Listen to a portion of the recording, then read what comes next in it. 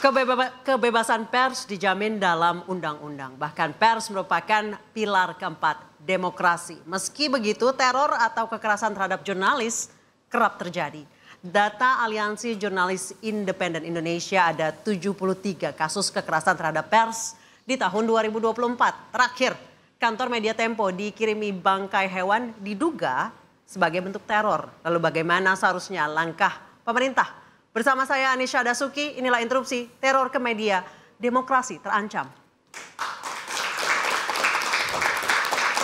Sudah ada 4 narasumber bersama kami yang akan membahas terkait ketika pilar keempat demokrasi justru diteror, mendapat ancaman. Di sebelah kanan saya ada Arianto Sutadi, penasihat ahli Kapolri. Selamat malam.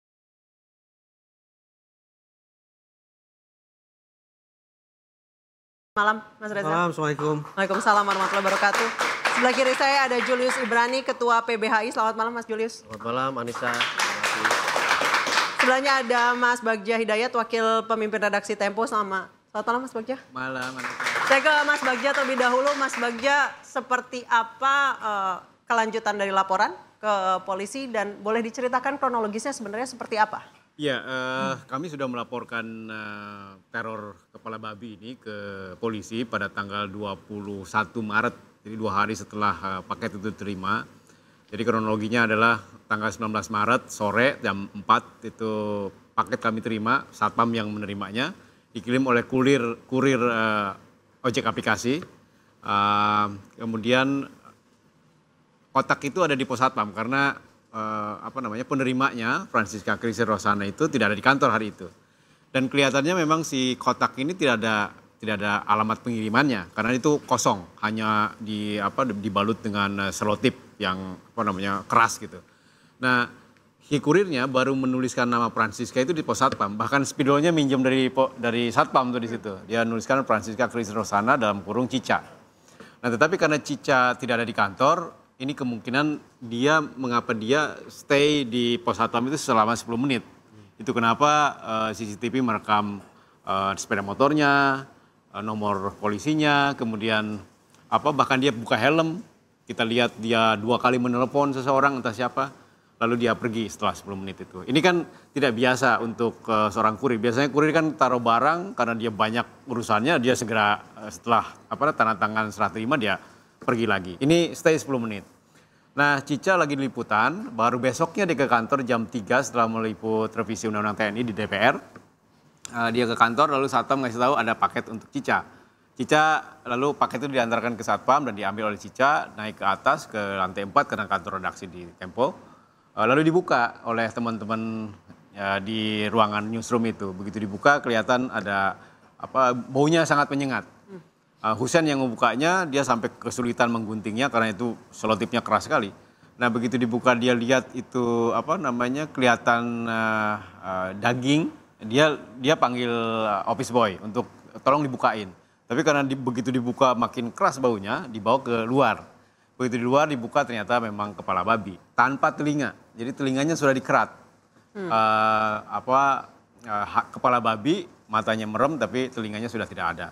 Nah, dari situ hebohlah berita dan media sosial. Kami telat memberitakannya karena ternyata ada web kami itu sempat turun. Ini anomali lagi biasanya kan peak season sore ya. Tapi tiba-tiba ngedrop. Jam berapa, Mas?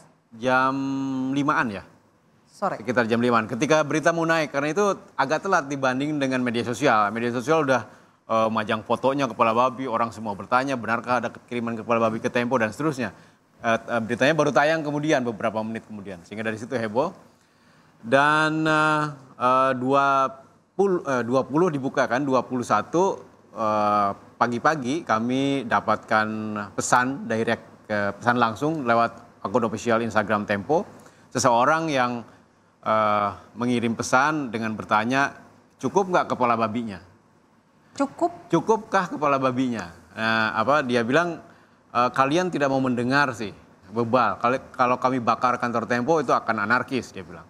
Kami akan terus meneruskan teror sampai kantor kalian mampus gitu. Wow. Itu ada kepala emotikon kepala kucing atau atau tikus ya, kurang clear. Nah, 21 ya, siangnya kami lapor ke Mabes Polri atas kiriman kepala babi ini. Sorenya 21 sore malam ya, setelah maghrib saya ditelepon Pramono, atasannya Cica di kantor itu, bahwa WA ibunya Cica di Jawa Tengah itu diambil alih oleh seseorang laki-laki karena dia menelpon kepada anggota keluarga yang lain memakai telepon itu, sementara ibunya Cica sedang kebaktian, handphonenya sedang dicas. Menelpon keponakan itu, lalu ditanya, ini siapa? Dijawab oleh siapa pemilik pengambil alih itu, kalau kamu ingin tahu saya, keluar dari rumah, dia bilang. Nah, tentu saja si anggota keluarga ini di kota lain ya, dia menelpon Cica ngasih tahu. Nah, Cica konfirmasi ke rumah, memang WA ibunya sudah diambil alih orang. Walaupun device-nya tetap ada di rumah gitu. Sedang kebaktian ibunya dan handphonenya ada di rumah. Itu 21 malam. 22 pagi, jam 2 pagi, ternyata ada dua orang yang juga memakai ojek aplikasi, itu melempar sekardus berisi 6 ekor tikus yang dipotong kepalanya. Itu kelihatannya tikus got karena begitu dibuka itu masih basah tikusnya. Diketahui oleh petugas kebersihan jam 8 pagi. Nah, karena dia pikir petugas kebersihan ini di kantor Tempo sedang ada pembagian parcel gitu. Karena mau lebaran ya. Dia pikir itu kotak mie instan yang tercecer si petugas ini. Jadi dia tanpa curiga dia ambil aja terus dibuka kan. Begitu dibuka ini kelihatan kok ada tikus. Panggil satuan pengamanan, begitu dibuka memang tikus. Nah, yang uniknya ini beda dengan yang si kepala babi yang pakai styrofoam keras itu. Si tikus ini hanya pakai kardus tetapi dibungkus oleh kertas kado bermotif mawar merah. Itu begitu kita lihat ya, tikusnya dijajarin gitu. Keratannya seperti keratan yang di telinga babi itu, rapih sekali. Nah, dari situ 22 pagi ya, 22 siang, orang yang mengirim pesan ke akun Tempo itu mendoxing Cica. Berkali-kali dia memposting personal datanya Cica yang tadi alamat pengiriman kepala babi, kemudian menyebut Cica sebagai orang dengan mental kabur aja dulu dan seterusnya gitulah di media sosial. Nah, kemudian teman-teman di media sosial mereport akun ini dan kelihatannya sempat disuspend, tapi hanya beberapa jam kemudian hidup lagi. Itu tanggal 22 ya. Jadi memang ada rentetan, Anissa, dari kepala babi, kemudian ada pesan, teror akan diteruskan, muncullah 6 ekor tikus. Apa sih arti 6 ekor tikus? Itu adalah jumlah penyiar bocor alus, podcast bocor alus politik di YouTube. Jadi Cica Francisca itu salah satu host bocor alus. Dan dia satu-satunya perempuan, yang lainnya 5 lainnya laki-laki. Dan jumlahnya 6. Saya ke Mas Reza. Babi tanpa telinga, 6 tikus tanpa kepala, kertas kado mawar merah. Maknanya apa? Secara normatif kita harus bersepakat bahwa ancaman adalah masalah hukum, pidana. Toh definisi ancaman juga ada simbol di situ. Tapi izinkan saya untuk pertama kali menyatakan penyesalan saya akan respon dari teman-teman Tempo sendiri. Cica dan kawan-kawan tadi, cuplikannya mereka bersenda gurau. Tapi Mas kalau itu coping, bentar, biar saya lanjutkan dulu. Mas Bagja pun mendeskripsikan situasi itu sambil tersenyum.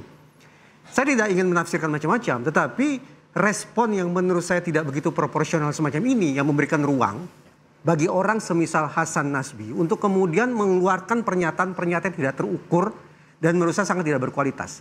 Terlepas dari itu, saya kembali ke ranah psikologi forensik. Kalau ditanya kepada hakim ketika menangani kasus atau perkara ancaman, apa sih yang dinilai? Ada 2 hal. Pertama, bobot kesengajaan atau culpability dari orang yang melakukan pengancaman. 1. Yang kedua adalah dari bobot cedera yang dialami oleh target atau korban. Baik itu cedera yang sifatnya fisik maupun cedera secara psikis. Anggaplah bahwa dalam peristiwa pengiriman kepala babi maupun tikus itu tingkat cederanya sangat-sangat rendah. Bahkan mungkin seolah tidak ada cedera sama sekali. Tetapi harus kita insafi bersama, betapapun tidak ada efek yang dialami oleh target ataupun korban, namun ancaman itu faktanya sudah berlangsung. Dengan demikian, tidak ada alasan bagi negara untuk kemudian menganggap ini sebagai tenang saja, Tempo sudah pulih dengan sendirinya. Tenang saja, Tempo pun tidak menganggap masalah. Anggapan-anggapan semacam itu harus kita singkirkan jauh-jauh, karena sekali lagi terlepas apapun respon Cica, apapun respon Mas Bagja, tetapi faktanya ancaman itu sudah berlangsung, pidana harus ditegakkan.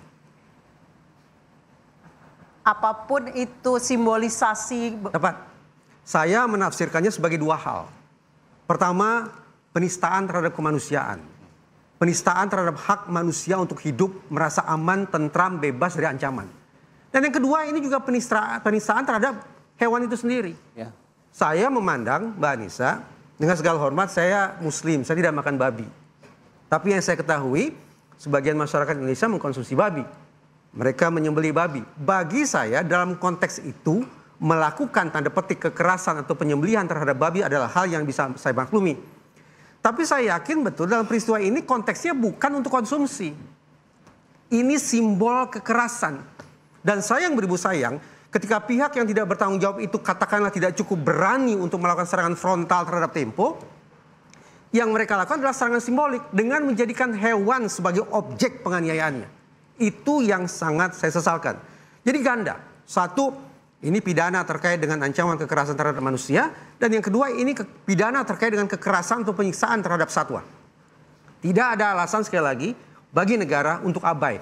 Beruntung Kapolri paling tidak lewat pernyataannya sudah memerintahkan adanya proses penindakan. Mudah-mudahan ini nggak tuntas. Tapi sekaligus ini mudah-mudahan merupakan sebuah koreksi besar-besaran yang ditangkap betul oleh Presiden Prabowo untuk tidak lagi lewat juru bicaranya mengeluarkan pernyataan-pernyataan yang sungguh-sungguh mencerminkan empati dan rendahnya responsivitas terhadap hukum. Baik, saya ke Mas Bagja sebentar. Kondisi Mbak Cica sekarang gimana? Di rumah aman, tentu saja dia psikologisnya baik-baik. Ya, dia berkonsultasi dengan psikolog. Tadi Mas Reja mungkin karena ini sudah berapa hari ya, kita terguncang semua Mas. Waktu pertama-tama kita denial video tadi coping mechanism ya. Denial, mencoba terlihat kuat. Saya sendiri pada teman-teman, saya tahu Anda semua, kita semua terguncang, tapi kalau merespon di media sosial, please tunjukkan kegembiraan. Tunjukkan bahwa kita kuat. Karena saya tidak ingin siapa penerornya itu merasa menang dengan kita terpuruk, dengan kita merasa sedih. Cica ketika menerima sesaat setelah menerima itu dan itu dia tahu ditunjukkan kepada dia menangis. Tapi setelah itu karena kami saling menguatkan, saling menghibur, maka muncullah video yang Pram tadi itu. Itu untuk menunjukkan bahwa kami kuat. Itu sesungguhnya. Saya tidak tahu ya, bukan ahli psikologi. Tapi kan orang yang kena musibah itu biasanya satu menolak dulu, denial. Kemudian marah. Habis itu bargain, kemudian release, dan kemudian terakhir akseptansi, penerimaan. Mungkin sekarang kami sudah dalam tahap ngeri sedap gitu. Antara ngeri, mengapa? Karena kami tahu kami sedang diteror, tapi kami tidak tahu siapa pelakunya. Sekarang kami sudah melakukan SOP untuk teman-teman di Tempo, meningkatkan keamanan. Sekarang tidak boleh ada lagi wartawan yang ketemu narasumber sendirian. Ketemu liputan harus di backup gitu. Dan harus lapor ke kita membentuk krisis center. Jadi harus melapor semua siapa yang liputan, paling tidak bosnya harus tahu, artinya level di atasnya harus tahu. Itu cara kami untuk meningkatkan. Tetapi bagaimanapun kami was-was. Saya terus terang kesini aja was-was. Kemarin ke salah satu stasiun TV saya dikawal. Karena itu perintah SOP yang harus dilaksanakan. Dan ya was-was dan kami takut, kami jeri karena kami tahu diteror. Jadi ketika kepala babi kami terima, terus terang kami ketawa-ketawa awalnya. Tapi begitu tikus kami terima itu silent semua. Gila, ini beneran ini. Ini serius. Ini ada orang yang mengancam dan dia membuktikan ancamannya. Tidak hanya kepala babi tapi juga 6 ekor tikus yang simboliknya clear sekali. 6 ekor tikus dipotong kepalanya, dan itu mencerminkan 6 penyiar podcast bocor halus gitu. Spesifik sekali. Seberapa serius kepolisian harus mengusut tuntas teror terhadap pilar keempat demokrasi? Kita akan bahas usai jeda, tetap di Interupsi.